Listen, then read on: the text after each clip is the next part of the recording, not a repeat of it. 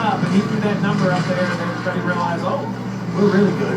Yep, and that would probably settle the pit box down to the 97. I looked up, it doesn't feel like that long ago, and the lead for Van Gisbergen was 15 seconds over 10th. He's now got a almost 10-second advantage over second place Ryan Blaney. 4 to go in the stage. Here's Michael McDowell, Marty. Pit road open for business, Adam, for those kind of a little bit further back, like Michael McDowell, who could not get back to the top 15. He is going to flip this stage here, then bring him down, get fresh Goodyears on. He said the car just too free, and they fall off way too much at the end of the run. Well, because of the gap of the 97 to Blaney now at 10 seconds, I don't think Blaney and Zilich can run that extra lap. SVG will stay out because he can pit the next time around. But if we look back up the road to Blaney, Zilich, Briscoe, Larson, Hamlin, if they're going to come, now's the time. So right-hand side of your screen, pit time, Blaney and Zilich are going to stay out. Not so much for Briscoe, Larson, Hamlin. They're sticking on the plan. Ty Gibbs and Bell stays out. So you see the split decision already. The 19 of Briscoe running inside the top 5, Danielle. Yeah, Chase Briscoe has been absolutely silent on the radio, but he's happy. James Hall is happy with the race car. He said, just focus on the exit, don't overdrive it. You see they're flipping the stage again. He said, focus. Yeah, we have a little debate. Should Denny Hamlin and Chris Gale stay out and earn those stage points? They decide not to. He said the car, 0 complaints for Denny Hamlin. Chase Elliott said, my car is really good. I just need to manage the rears a little bit better. The 9 with some decent speed. And look at that little track race there between Chase Briscoe and Kyle Larson coming off pit road. That was fun. 19 jumps out in front of the 5 as they make their way back up to turn 2 and rejoin the race after making those scheduled green flag pit stops late stage 2. Let's see, I assume the 97 pit. So now the question I have is, do Blaney and Zilich come in? Gibbs and Bell, I think we saw their strategy. They won stage 1. Look how much a head start the 97 has.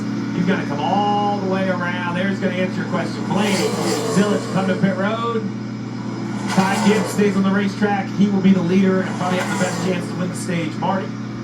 You see SVG coming down pit road, so that last adjustment really helped. I need more of that, but the long run speed of the 97, just exceptional. And even though they're going to flip stage 2 here, don't be surprised if SVG gains a decent amount of stage points here as well. See his teammate coming through really pace with SVG on the longer run. Very impressive day for Connor Zilich. Blaney into the pit box just as Shane Van Gisbergen pulled out the back of this 12 car. It's mighty.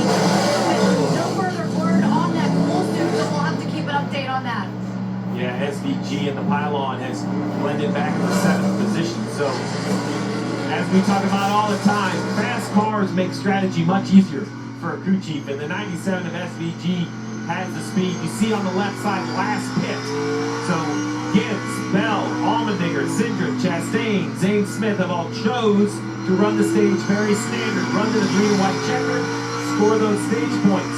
SVG and Zilich, Briscoe, Blaney, all with much fresher tires, pitted, but will still score stage points. I'm anxious to see if the 97 can run anybody down in front of them.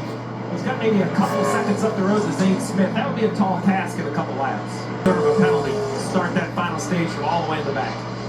Now look at these drivers running it long. I go right to position number 4, Austin Cindric. Gonna get some stage points here. I talked to Ryan Wilson, his crew chief, yesterday. He said it's been a blue-collar effort. A lot of runs this season between 8th and 14th as they nickel and dime their way into a chase position and trying to get some stage points here. Well, think about this. With this win, Gibbs will have scored 20 stage points. He came in today only a point behind Larson in the standings, 50-ish behind Blaney. So this is a driver who is thinking moving up. And how about Bell?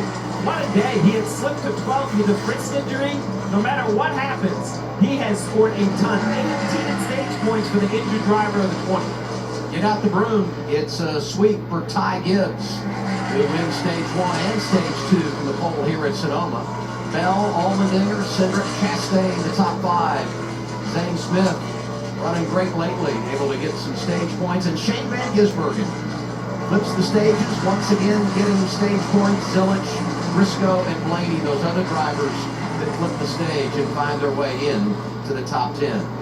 It's only the second time that Ty Gibbs has recorded a stage sweep He'll be on pit road when we return to Sonoma.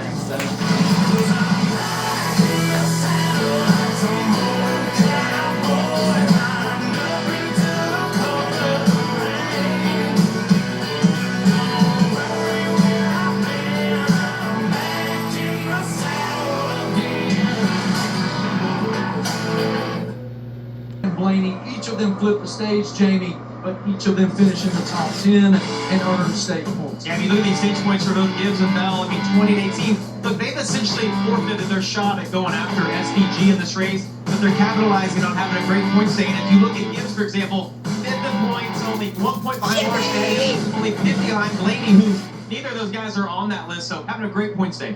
How does this change the approach? It changes so much. When I think about the issues on pit road that we saw for the 20 car, him back in the vehicle this weekend, what he's trying to chase, and the amount of effort and energy, and how kind of on the ragged edge these big guys have to live. The fact that they stopped that car, got it back in action, I think Christopher's going to have a great day, and then all this other points collecting that's going on is really going to shake things up. And certainly incredible grit from Christopher Bell. And Dale, I want to pose to you, based on everything that Christopher Bell has managed with a broken wrist here at a road course, turning right and left, having to manipulate and change different pieces of the interior of that race car. How do you describe what you're seeing from him? Well, it's been pretty impressive, honestly. And, as long as you're driving a race car, I think that all of us that have driven understand this. No matter how sick you are or injured you are, if your car is competitive, it's a distraction. It keeps you in the fight. It's when those days are long